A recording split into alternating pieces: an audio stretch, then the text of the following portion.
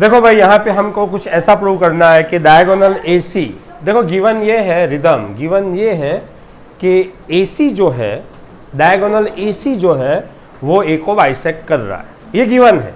उसका मतलब क्या है, ये दोनों एंगल सेम है, बाइसेक्ट हुए ना, आधा आधा, ठीक है। तो ये भी x और ये भी x दोनों सेम है क्योंकि बाइसेक्ट हुआ है, बराबर है, ओके। अब देखो भाई कि ये जो अपना पैरेललोग्राम होता है उसमें क्या होता है कि अपोजिट एंगल सेम होते हैं, मतलब ये पूरा angle that is 2x, x और x मिला के ये पूरा क्या होगा 2x। तो ये अगर 2x है तो ये पूरा भी क्या होगा भाई 2x होगा, क्योंकि पैरेललोग्राम में अपोजिट एंगल्स इक्वल होते हैं, ठीक है। और ये बाइसेक्ट हुआ था मतलब आधा आधा, ये भी x ये भी x। अब ये प्रूव करना है कि C भी बाइसेक्ट हुआ है, ये हमको प्रूव करना है। क्या प्रूव करना है कि भाई एंगल C कितना है 2x, ये क्या हुआ है बाइसेक्ट हुआ, ये हमको प्रूव करना है। देखो मैं कोई स्टेप्स नहीं लिख रहा हूँ, वो आपको लिखना है, मैं खाली आपको कंसेप्ट बता देता हूँ कि होता क्या है यहाँ पे। तो ये याद रखो कि ये पूरा है अपना 2x, ये पूरा है 2x, बराबर।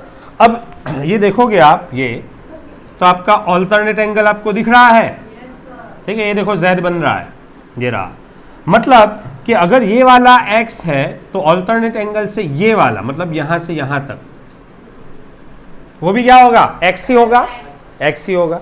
लेकिन ये पूरा 2x है, उसमें से इतना x बन गया, तो ये कितना होगा x, क्योंकि दोनों मिला के 2x होना चाहिए ना। तो ये वाला भी कितना है, ये नीचे वाला भी x मिला के 2x, बराबर है। तो अगर ये भी x मिला और ये भी x मिला, उसका मतलब C भी क्या हो गया बाइसेक्ट हो गया, ठीक है। तो पहली बात प्रूव कर दी हमने कि AC ने बाइसेक्ट किया C को, अगर उसने A को बाइसेक्ट किया है तो C को भी बाइसेक्ट किया। समझ में आया? किसका वो लगाया मैंने, ऑल्टरनेट एंगल का। दो प्रॉपर्टी यूज की, एक अपोजिट एंगल सेम, मतलब ये 2x तो ये पूरा भी 2x, और दूसरा ऑल्टरनेट एंगल से ये वाला x है ना, तो ये वाला भी x। अगर ये x है, ये पूरा 2x है, उसमें से ये x है, तो ये भी क्या होने वाला है x, क्योंकि दोनों मिला के 2x होना चाहिए, बराबर है। क्लियर है सबको? ठीक है। तो दोनों अगर x x है मतलब दोनों सेम है, दोनों सेम है मतलब दोनों क्या हुए हैं भाई बाइसेक्ट होके बने हुए एंगल है, ठीक है। क्लियर बात? ये सारी बातें लिखना है आपको, हाँ, मैं नहीं लिख रहा हूं। दूसरा आपको ये प्रूव करना है कि ABCD is a rhombus, ABCD is a rhombus. देखो पैरेललोग्राम तो है ही, मतलब ये और ये दोनों इक्वल है, दोनों इक्वल है, ठीक। अब जो है, हाँ जाओ, ये दोनों इक्वल है पैरेललोग्राम होने की वजह से। अगर आपको रोम्बस प्रूव करना है तो चारों इक्वल होने चाहिए। क्या होने चाहिए? चारों इक्वल होने चाहिए, ठीक है। और ये दो इक्वल थे और ये दोनों इक्वल है। क्यों भाई? पैरेललोग्राम है इसलिए, ठीक है। यहां तक तो हम है ऑलरेडी। अब मुझे अगर रोम्बस प्रूव करना है तो मुझे चारों इक्वल बताना है। चारों इक्वल बताने के लिए आपको खाली एक काम करना पड़ेगा कि ये दो बाजू वाले इक्वल है। क्यों?